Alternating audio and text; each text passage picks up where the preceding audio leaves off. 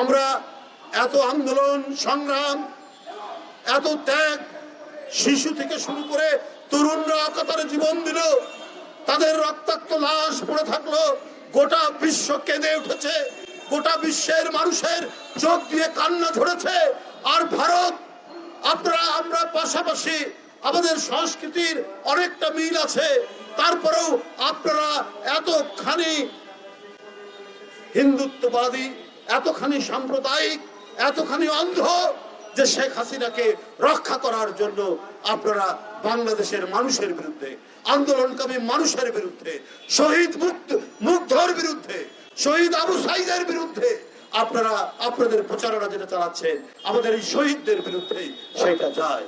গণতন্ত্রের জন্য আমাদের মহান আত্মত্যাগ, সেই মহান আত্মত্যাগকে আপনারা ভুলুণ্ঠিত করার চেষ্টা করছেন, তাতে কোনো লাভ হবে না।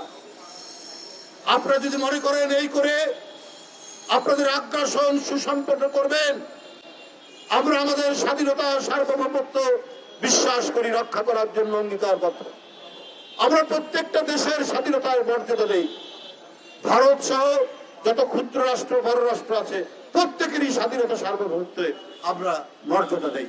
ভারতের শাসক গোষ্ঠী যদি মনে করে যে না, আমি সম্প্রসারণ চালিয়ে আমরা বাংলাদেশ, নেপাল, ভুটান এবং অন্যান্য আশেপাশের দেশ আমরা কবজা করে নেব, এইটা কিন্তু আপনারা মানে বোকার স্বর্গে বাস করছে।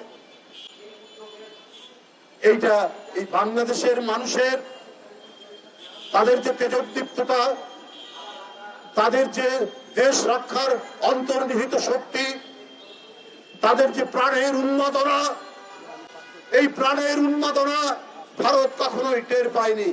আপনাদের যদি অশুভ ইচ্ছা থাকে, আমরাও তাহলে বলবো আমাদের যে নবাবের এলাকা বাংলা, বিহার, উড়িষ্যা, আমরা সেইটা দাবি করব। যদি আপনারা এই রকম ভাবে একের পর এক বাংলাদেশের বিরুদ্ধে আগ্রাসী ভূমিকা পালন করেন। কই এই যে আমাদের জয়দেব বলেছে, তাকে নির্মম ভাবে হাসিনার পুলিশ পেটাচ্ছে, ও বলছে আমি হিন্দু, হাতে তার ইয়ের কি বলে যে আশীর্বাদের সুতা বাঁধা, এটা দেখাচ্ছে, তারপরেও পুলিশ থামছে না। এই যে আমাদের সঞ্জয় 4টা ফার্স্ট ক্লাস শুধু ছাত্র দল করে বলে, শুধু বিএনপির রাজনীতি করে, ছাত্র দল করে, তাকে বিশ্ববিদ্যালয়ে সুযোগ দেওয়া হয়। অমরেন্দু দাস অপু, তার স্ত্রী ঢাকা বিশ্ববিদ্যালয়ের ছাত্র ছিল, তার স্ত্রী ঢাকা বিশ্ববিদ্যালয়, সে সরকারি চাকরি করে, শুধু অপুর স্ত্রী হওয়ার কারণে তাকে ওএসডি করেছে, আবার গ্রামের এক কলেজে বদলি করে রেখেছে। শেখ হাসিনার জুলুম থেকে জাতীয়তাবাদী মুসলমান, হিন্দু কেউ রক্ষা পায়নি, কাউকেও রক্ষা দেওয়া হয়নি।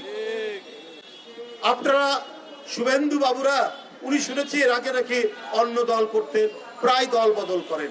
নীতি ছুট, দল ছুট লোক, আদর্শ ছুট লোক, এদের যে কোনো আদর্শ থাকে না, সেটা ওই শুভেন্দু বাবুর বক্তব্যের মধ্যে দিয়ে আমরা পাই, যেটা ইউটিউবে আমরা দেখি।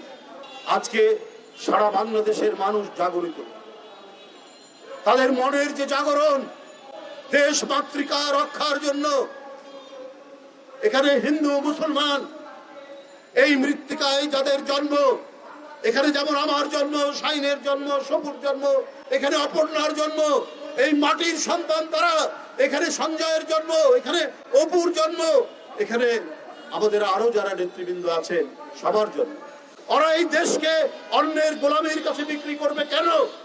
এখানে যদি সিরাজউদ্দৌলা আর মোহনলাল একসাথে লড়াই করতে পারে দেশের মুক্তির জন্য, দেশ রক্ষার জন্য, ঠিক একই ভাবে আমরা হিন্দু মুসলমান আমরা লড়াই করব দিল্লির দাসত্বকে খান খান করব।